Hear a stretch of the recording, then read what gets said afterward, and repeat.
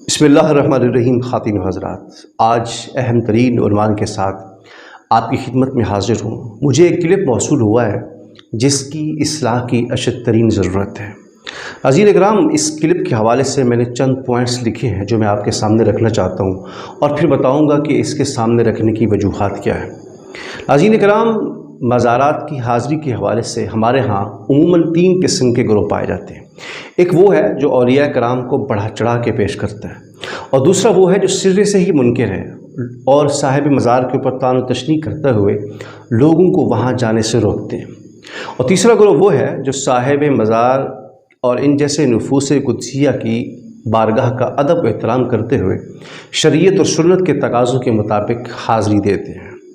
अज़ीज़ इकराम, उससे पहले कि मैं अपनी गुफ्तगू को आगे बढ़ाऊँ, आप पहले ये समझ लें कि ये 3 ग्रोह कौन हैं और उनके अकायद क्या हैं। अज़ीज़ इकराम, पहला ग्रोह वो जो औलिया कराम को बढ़ा चढ़ा के पेश करता है। मिसाल के तौर पर औलिया कराम की बारगाह की हाज़िरी को नमाज के ऊपर फ़ौक़ियत देता है। उसका मुशाहिदा आपने किया होगा, मुख्तलिफ़ मज़ारात के ऊपर आपको कसरत के साथ लोग नज़र आए होंगे। क्या बड़ा, क्या छोटा, क्या बूढ़ा, क्या जवान, क्या औरत, क्या मर्द, सब वहाँ होते हैं और मस्जिद में इक्का दुक्का लोग यानी क़िल्लत के साथ पाए जाते हैं। ये वो ग्रोह है जो औलाद का मांगना हो, रिज़्क़ का मांगना हो, मुश्किल कुशाई हो, हाजत रवाई हो, जो कुछ भी हो वो साहिब मज़ार से मांगते हैं। हालांकि अल्लाह ने खुद फरमाया, उदऊनी अस्तजिब लकुम, मुझसे मांगो, मुझे पुकारो, मैं उसका जवाब भी अता फरमाऊँगा, मैं तुम्हारी दुआ को भी कबूल फरमाऊँगा, मैं तुम्हारी शहरक से भी ज़्यादा करीब हूँ।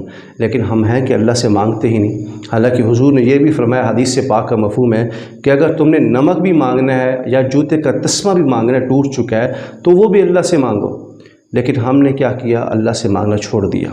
तो ये पहला ग्रोह है जो साहिब मज़ार से मांगता है, वहाँ पे सजदे भी करता है, वहाँ पे तवाफ़ को भी जायज़ समझता है, वहाँ पे धमाल भी खेलता है। ये पहला ग्रोह है। अज़ीज़ इकराम, आप दूसरा ग्रोह देखते हैं। दूसरा ग्रोह वो है जो लोगों को नफ़रत दिलाता है और साहिब मज़ार के ऊपर तान व तशनी करता है। कि चाहिए ये था कि साहिब मज़ार के ऊपर तान व तशनी नहीं करनी, बल्कि जो खराफात हैं, बिदआत हैं, उनको बुरा कहना है, और जो लोग करते हैं उनको बुरा कहना है, उनको रोकना है। क्योंकि साहिब मज़ार ने तो नहीं कहा कि आप आकर मेरी मज़ार के ऊपर धमाल खेलें, या आकर मुझे सजदा करें, या आकर आप मुझे मुश्किल कुशा समझें या हाजत रवा समझें, या आकर मुझसे कुछ मांगे, औलाद मांगे, रिज़्क़ मांगे। मैं तो ख़ुद मोहताज हूँ अल्लाह रब्बुल इज़्ज़त का, मुझे खुद अल्लाह ने पैदा किया है, मैं तो ख़ुद उससे मांगता हूँ। ये दूसरा ग्रोह जो है ये ज़्यादती करता है कि तान व तशनी करता है साहिब मज़ार के ऊपर। अज़ीज़ इकराम, आप तीसरा ग्रोह देखते हैं। तीसरा ग्रोह वो है जो खालिक और मखलूक के दरमियान फ़र्क रखता है। साहिब मज़ार खालिक नहीं है, मखलूक है। खालिक जो है वो हमेशा आज़लन आबदन रहेगा, और जो साहिब मज़ार हैं ये मखलूक हैं, ये आज़लन आबदन नहीं है, ये हादिस हैं।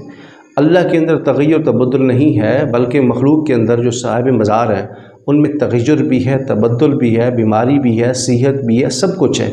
ये मोहताज है अल्लाह रब्बुल इज़्ज़त के, और वो हाज़िर होकर इनकी बारगाह में सुन्नत के मुताबिक दुआ करते हैं, फ़ातिहा पढ़ते हैं।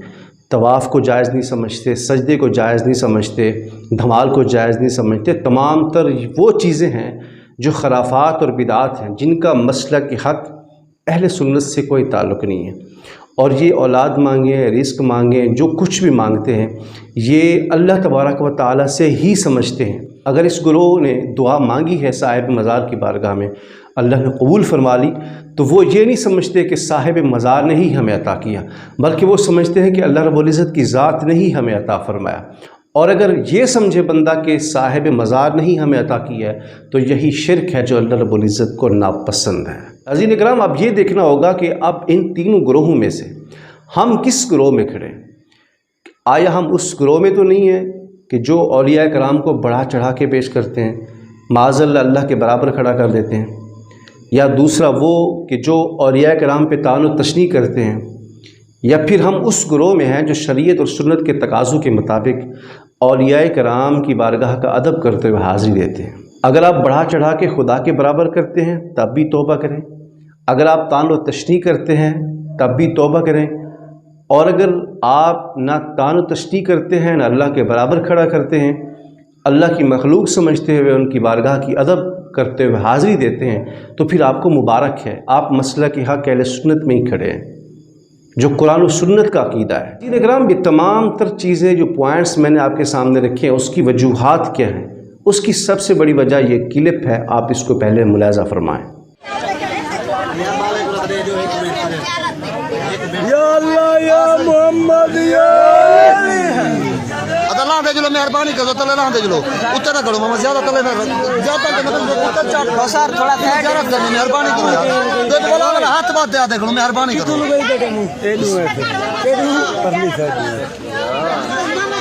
ہجوم نہ کرو یار لائے جلو مہربانی کرو ایک ایک تھی جاوے زیادہ دل کرنے بات زیادہ تھوڑا پیچھے کر دینا چلو اے دیو اب لائے جلو لائے میں مہربانی کرو یار لائے جلو یار ویڈیو پاڑ گئی اتنی کیا لا دے جلو یار اتنا ماما رگانا دے نا سیاڑا تھی اچھا بندے کیا بندہ ہو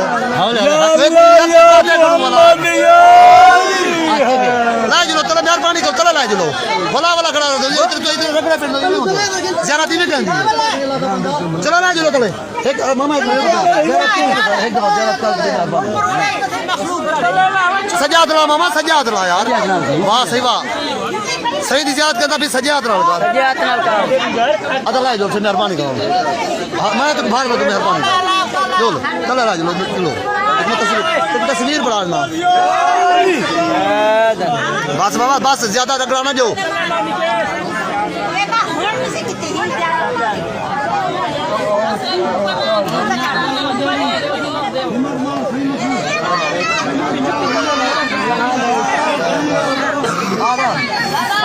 کیا حال ہے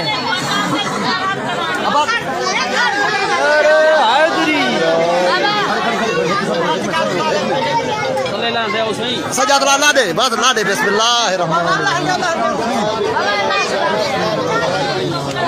بسم اللہ الرحمن زیادہ رگڑانا جو مہربانی کرو رگڑانا جو دین اکرام آپ نے اس کلپ کو ملاحظہ فرمایا ہے جس میں ایک سانپ چھاڑی میں بیٹھا ہے اور لوگوں کا یہ کہنا ہے کہ یہ پیر صاحب ہیں جو سانپ کی صورت میں آ کر یہاں بیٹھے ہیں۔ دین اکرام ہمیں یہ سوچنا چاہیے ایک تو ہمارے ہاں ویکسینیشن کی کمی ہے، ڈاکٹروں کی کمی ہے، ہاسپٹل کی کمی ہے۔ اگر اس سانپ نے ان کو ڈس لیا تو پھر یہ کہیں گے کہ پیر صاحب ہم سے ناراض ہیں۔ خدا را ایسی بدعات سے، ایسے خرافات سے جس کا دین سے کوئی تعلق نہیں، جس کا شریعت سے کوئی تعلق نہیں، خدا کے لیے ایسی خرافات و بدعات سے ہمارے مسلک کو پاک رکھے۔ لوگ پھر حملہ کرتے ہیں کہ یہ شاید یہ مسئلہ کہ حق اہل سنت کا حصہ ہے۔ اللہ کا ولی وہی ہوتا ہے جو انسان ہو۔ اللہ رب العزت نے ارشاد فرمایا لقد خلقنا الانسان فی احسن تقویم، اور یہ سانپ کو اللہ کا ولی بنا کے بیٹھے ہیں۔ ہمارے ہاں تو معیار ولایت اتنا بدل چکا ہے کہ جو بندہ بڑے بڑے بال رکھتا ہے، مہینہ مہینہ نہاتا نہیں ہے، انگوٹھیاں پہنتا ہے، چرس پیتا ہے، بھانگ پیتا ہے، نہاتا بھی نہیں ہے اور دھمال اچھی کھیل لیتا ہے، ہم اس کو ولی سمجھ لیتے ہیں۔ اور بھائیو خدا کے لیے ولی یہ نہیں ہے، ولی وہ ہیں جن کو دیکھنے سے رب یاد آتا ہے، جو شریعت و سنت کا تابع ہو۔ شریعت کسی کی تابع نہیں ہے بلکہ بندہ شریعت کے تابع ہو۔ اور ہم نے یہ بھی سمجھ رکھا ہے کہ جو مزارات میں سوئے ہیں شاید یہ اللہ کے ولی ہے، وہ بھی اللہ کے ولی ضرور ہے، لیکن اللہ کا ولی وہ ہے جو علم دین سیکھتا بھی ہو، سکھاتا بھی ہو اور رسول اللہ کی شریعت و سنت لوگوں تک عام کرتا ہو۔ علماء حق جو ہیں جن کے بارے میں خود حضور نے فرمایا کہ یہ میرے وارث ہیں، میرے نائب ہیں، تو ان کی طرف کیوں نہیں آپ رجحان کرتے ہیں جو آپ کو دین اسلام سکھاتے ہیں، جو آپ کو حلال و حرام سکھاتے ہیں؟ لیکن ہمارا کیونکہ معیار اور مزاج یہ بن چکا ہے کہ جو دھمال اچھی کھیلتا ہو، جس کو رقص آتا ہو، جس کو وجد آتا ہو، وہ شاید اللہ کا ولی ہے۔ اللہ کے ولی ہونے کے لیے وجد کا ہونا، رقص و سرور کا ہونا ان چیزوں کا ضروری نہیں ہے، یا کرامت کا ہونا بھی ضروری نہیں ہے، اس لیے کہ الکرامت و فوق الاستقامت، کرامت سے بڑھ کر جو ہے یہ دین کے اوپر استقامت سب سے بڑی کرامت ہے۔ حضرت جنید بغدادی کی بارگاہ میں ایک شخص مرید ہونے کے لیے آیا، بڑا سفر کر کے پہنچا تو 2.5 سال آپ کی خدمت میں رہا۔ تو جب واپس جانے لگا تو حضرت نے فرمایا کیوں آیا تھا؟ کہا حضرت میں آپ کا مرید ہونے کے لیے آیا تھا لیکن میں نے آپ کی کوئی کرامت نہیں دیکھی۔ تو آپ نے فرمایا بیٹا ان 2 سالوں میں کوئی میرا ایسا قدم دیکھا جو سنت کے خلاف اٹھا ہو؟ تو اس نے کہا نہیں۔ فرمایا جو سنت کے خلاف قدم اٹھے اور بندہ کرامت بھی رکھتا ہو تو وہ ولی نہیں ہوتا۔ ولی وہ ہوتا ہے جو دین کے اوپر استقامت رکھتا ہو، چاہے اس کی کرامت کا ظہور نہ بھی ہو۔ یہی سب سے بڑی کرامت ہے کہ بندہ دین کے اوپر استقامت رکھنے والا ہو۔ اللہ تبارک و تعالی ہمیں صحیح سمجھ اور عمل کی توفیق عطا فرمائے۔